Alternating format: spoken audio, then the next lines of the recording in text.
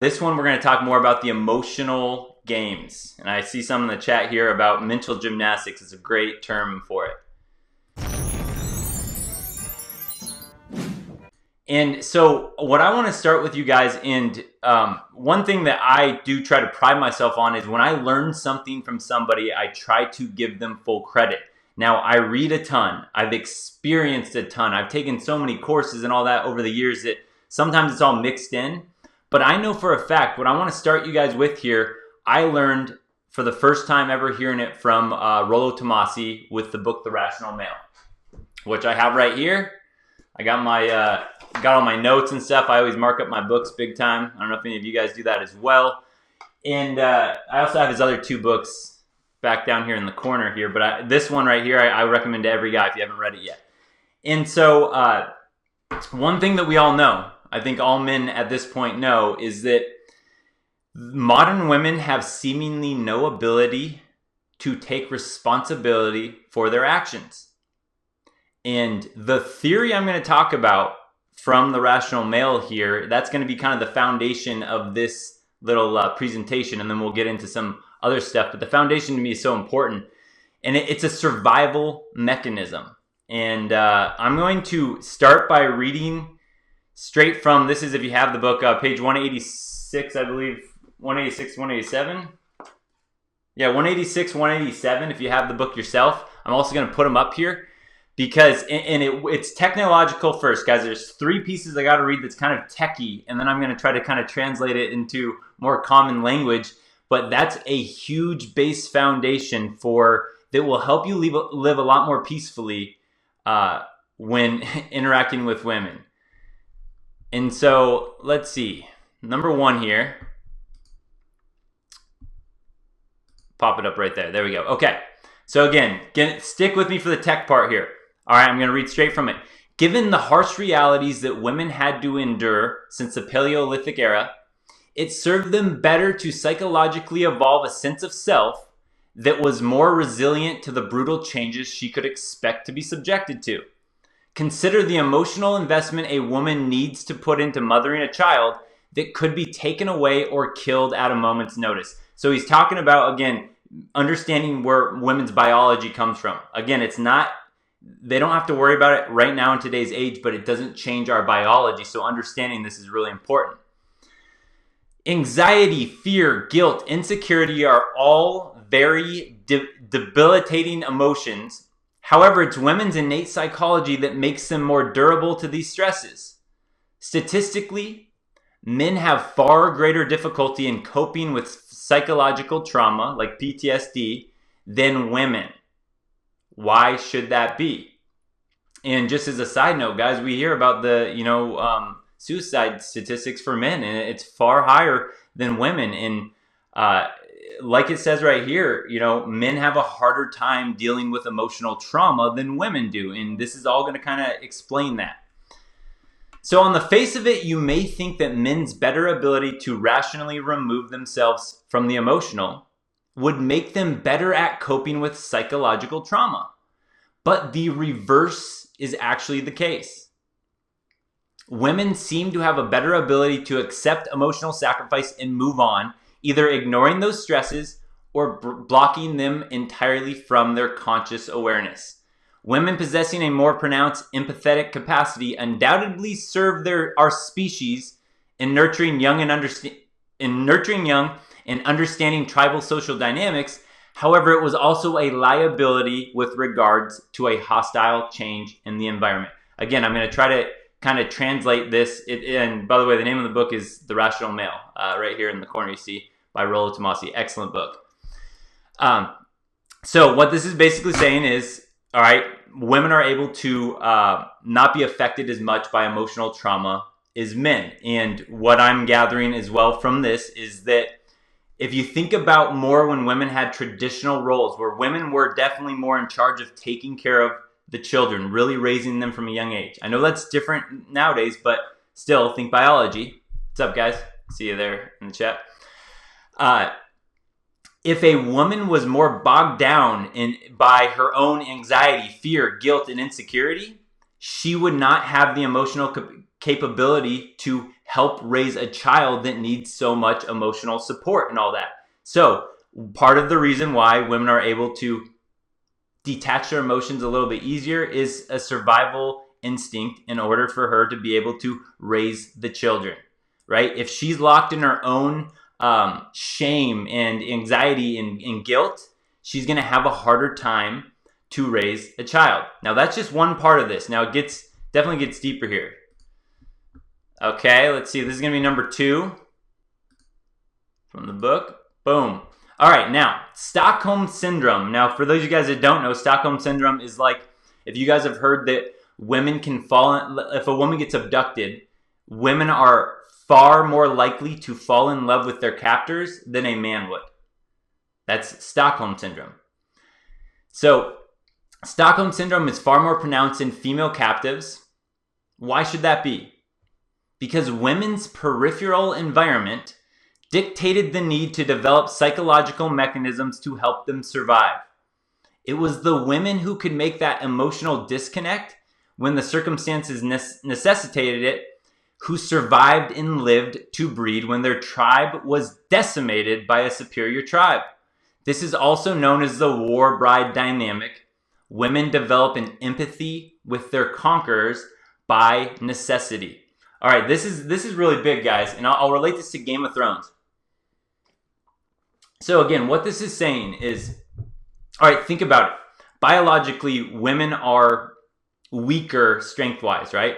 So biologically, think Game of Thrones. If one tribe or one, whatever house came in and conquered another house or tribe, what's going to happen is the men are going to fight, right? The men are going to fight to protect. The women are going to stay back with the children. So what happens if one tribe comes in and conquers your tribe? Now, what this is saying, and again, this makes so much sense to me, and I hope this clears up a lot about female nature with you guys, is that even if I go back to the last one we talked about, is that, yeah, there were definitely women that were loyal to the fact that, hey, a tribe comes in and conquers your tribe. And there would be the women that would go, hey, I love my past husband. I will never love another man the same way. I'm not going to love you, some guy that came in and conquered me. Well, if that was the attitude, women, what would happen to those women?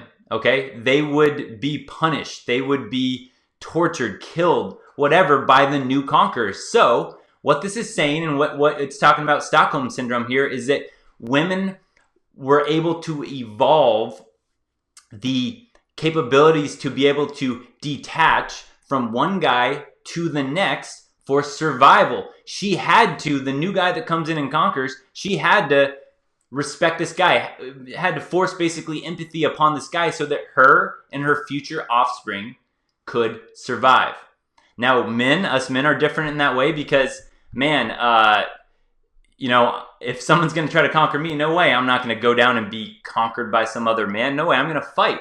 I think a lot of us men are like that, right? We're going to fight. We're not going to just submit to new conquerors. Again, this is different with men and women. But, all right, let's move on here. Men are the disposable sex. Women the preserved sex. Men would simply die in favor of a superior aggressor, but women would be reserved for breeding. So it served a feminine imperative to evolve an ability to cut former emotional ties more readily in favor of her new captor and focus on a more self-important psychology, solipsism. And maybe you guys have heard people talk about female solipsism before. And solipsism is basically the belief that the world revolves around you. It's hard to see other people's perspectives. You see your own. Now, again, if you think back to when this was necessary, women had to think about themselves and their children rather than their husband or the male in their life to survive, because stuff like this happened. Tribes came in, you get conquered, and now what are you going to do? So again, it's just a different way that we, in our biology, that we have evolved as men and women. We got one last piece here of the book. Let me get rid of that. Boop. All right, that's a bold statement, I realize. But I'd argue that what men take for inconsiderate indifference in a breakup or in ruthless poop tests is really a woman tapping into this innate self-preserving solipsism. Combine hypergamy. Now remember, guys, hypergamy is women's, always wanting the highest status man to protect and provide for her and her offspring. Makes a lot of sense back when it was needed. If there was like all these, all these types of, what do you call it, like wars between tribes and all that stuff. Definitely not is necessary now, but it doesn't change the fact that it's still inside of women. So, add to this an acculturated sense of female entitlement, which is feminism, social conventions that excuse this, and a constant misdirection of intent by women themselves, and you come to where we are now. As if it weren't enough, throw in the element of hypergamy and the countdown in terms of fertility, right? Women have a certain window before, it's like, what is it, 95% of their eggs or something are gone, or 90% of their eggs are gone by the age of 30, and then by 40, it's like 95%. Someone else knows the stats on that, but that's pretty close. In long-term provisioning that a woman must deal with before hitting the imminent wall. And now you have a fuller picture of the conditions and stresses that necessitate this solipsistic nature. Ever wonder why it is a woman can get over you so quickly after a breakup from a relationship that you thought was rock solid for so long? Ever wonder why she returns to the abusive boyfriend that she hopes will change for her? Look no further than feminine solipsism. Again, if women have evolved in this solipsistic nature to have a hard time seeing others' point of views, this is again why women will keep going back to the guy that she thinks will change for him that we know won't. But again, in her mind, oh yeah, the world revolves around me. Of course, he'll change for me. So when we understand this, right, this to me,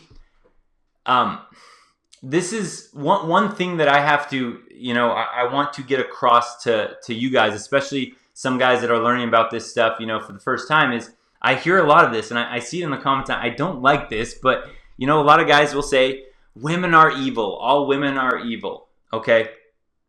To me, women are not evil. Women are not good. They're not evil. Women are women. And just like it mentioned in the Stockholm Syndrome, is that women they happen to they fall in love with their new captors or their new authority. They listen to authority on necessity so that they could survive. So, today's authority is like big government. Today's authority is society. Today's authority is societal norms. So how I think of women here, guys, is again, women, not good, not evil. Women are women. Women are my beer right here inside of this bottle. The bottle is the authority figure. Government, our social norms, our cultural norms. So women's behavior is dictated on what is prevalent in society, in culture. This is how they learn to behave, basically. Which, when we take a look at today's society, today's culture, we got feminism, all that stuff, we can understand why today's women seemingly are far more evil than they may have been in the past. But again, women are women. If society were to change, if culture were to change, if laws were to change, women's behavior would change, but it all depends on what is being pushed in society in the mainstream. This is why when guys say, not all women are like that. Well, sure, but all women can become like that because society has pushed feminism so heavily that even if you find a woman that goes, no, I don't believe in that crap, and then you get married, and then she reads articles, and then she, meets with her friends, and then she turns on the news, and then she starts to buy into this, and she changes her mindset, you're screwed, man. You're screwed. That is why a lot of guys believe, and I'm one of them right now, that right now marriage is just, it's such a gamble because it's a ticking time bomb right now because of the way that our society has shaped all of our expectations. All right, now that was kind of an intro to what we're going to talk about now. Again, guys, just so you know, that was The Rational Male by Rollo Tomassi. Excellent, excellent book. It was my first experience into learning about this war brides thing, and it just made so much sense to me. Don't forget, subscribe, like, comment, share the video, but definitely subscribe.